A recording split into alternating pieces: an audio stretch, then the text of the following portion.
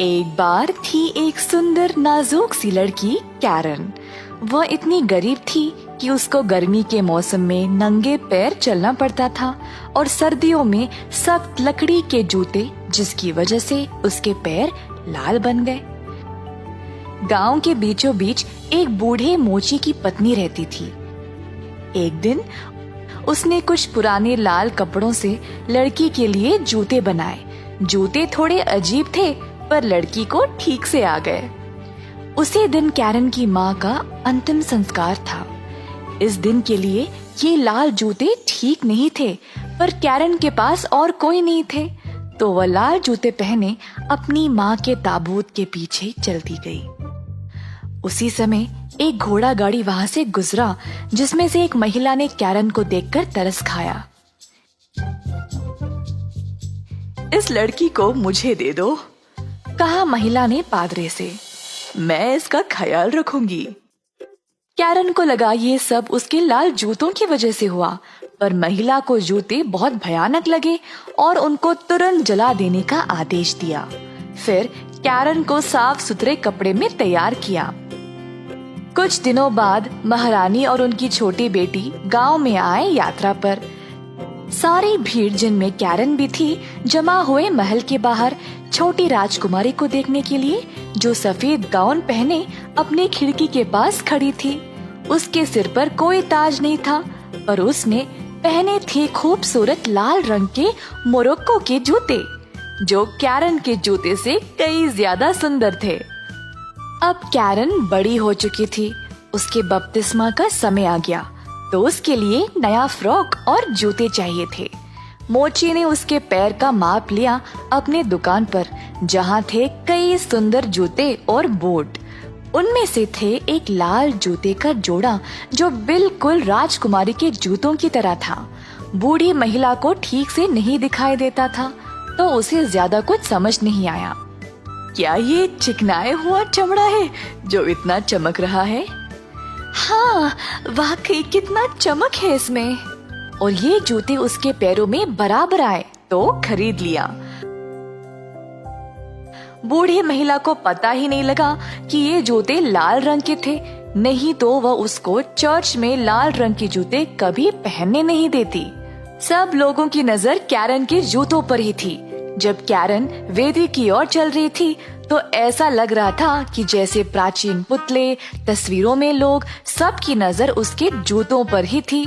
जब पादरे ने उसके सिर पर हाथ रखकर उपदेश दिया कि वह अब कैसे एक जिम्मेदार ईसाई है, कैरन सिर्फ अपने लाल जूतों के बारे में ही सोच रही थी।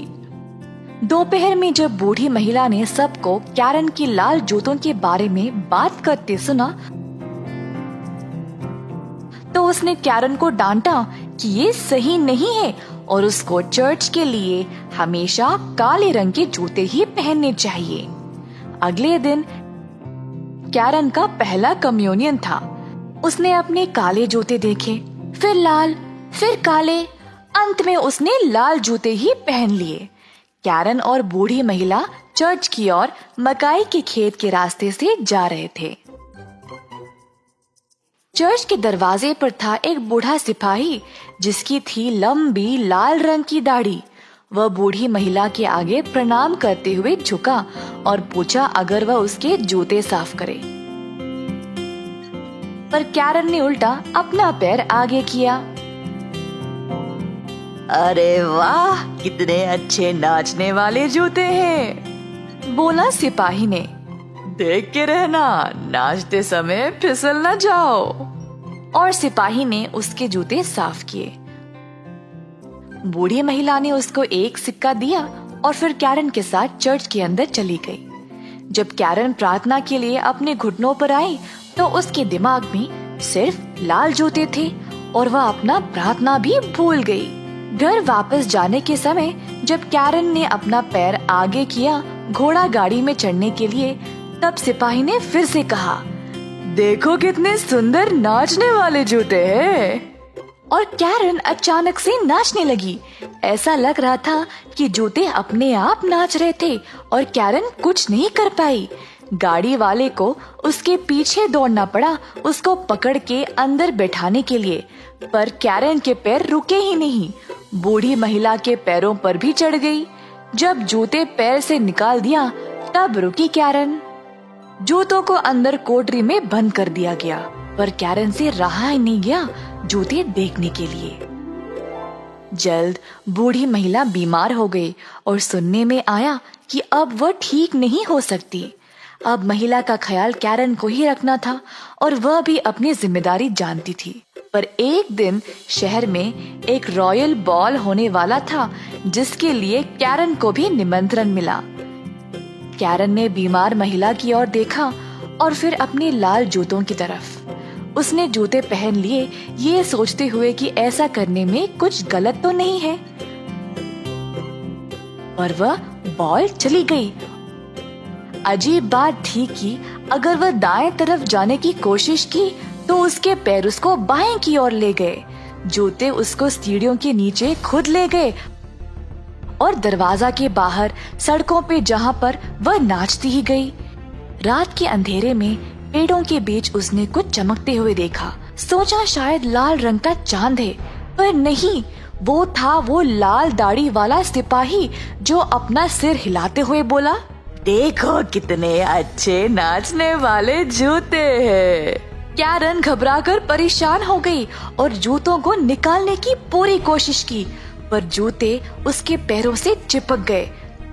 तो कैरन बस नाचती गई, खेत के उस पार, धूप में, बरसात में, दिन और रात।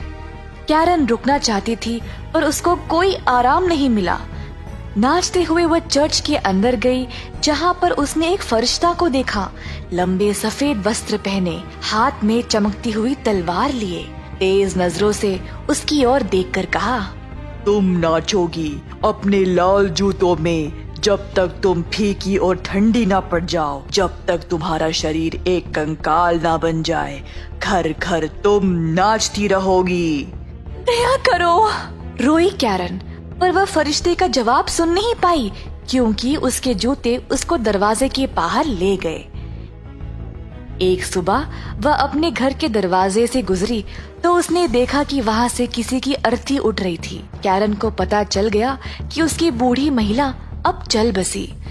मन ही मन कैरन टूट गई और उसको लगा जैसे अब हर किसी ने उसको छोड़ दिया है और वह अकेली पड़ गई। अंत में वह नाचते हुए एक जल्लाद के घर के पास गई और बोली, बाहर आइए, बाहर आइए, मैं अंदर नहीं आ सकती क्योंकि मुझे नाचना है। तुम जानती हो मैं कौन हूँ और मैं क्या करता हूँ? जी हाँ, पर मेरी गर्दन नहीं काटना क्योंकि मुझे अपने कर्मों के लिए पछताना है। बस मेरे पैर काट दो ताकि मैं इन जूतों से छुटकारा पा सकूं। कैरन ने अपनी गलती मान ली और जल्लाद ने अपने हथियार से जूते कैरन के पैरों से हटा दिए, जो उछलते हुए जंगल की ओर जा गिर पड़े। कैरन को लगा जैसे उसके पैर भी चले गए। उन लाल जूतों की वजह से मुझे बहुत कुछ झेलना पड़ा। अब मैं चढ़ जाऊंगी जहाँ पर लोग मुझे देख पाए। पर चर्च के पास जाते ही कैरन ने वही लाल जूते नाचते हुए देखे और वह डर कर वहाँ से भाग गई। हफ्ते भर वह पछताती रही और रोती गई। जब रविवार आया तो कैरन ने कहा, अब तो शायद मैंने पछता लिया है और चर्च के बाकी के लोगों की तरह मैं भी अच्छी बन गई हूँ शायद। हिम्मत जुटाकर वह चर्च गई, पर द्वार पर पहुँचने पर वो लाल जूते वहीं पर थे नाचते हुए। भयभीत होकर वो वापस मुड़कर चली गई, दिल में अपने पाप का डर लिए। फिर वह गई एक पास्टर जी के घर और उनसे भीख मांगी उनके परिवार के सर्विस में उसको लेने के लिए। पास्टर की पत्नी ने उस पर तरस खाया और उसको आने दिया। पूरा मन लगाकर वह पास्टर का उपदेश और पवित्र ग्रंथ सुनने लगी। फिर से रविवार के दिन सब लोग चर्च के लिए हुए तैयार और कैरन से पूछा कि वह उनके साथ आएगी। उदास होकर कैरन उनको उसके बगैर जाने को कहा। अपने छोटे से कमरे में जाकर वह ग्रंथ पढ़ने लगी, साफ मन और दिमाग से।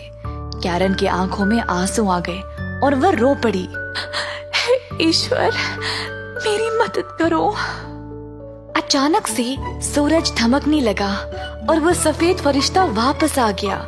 उसके हाथ में अब तलवार नहीं बल्कि एक गुलाब की डाली थी।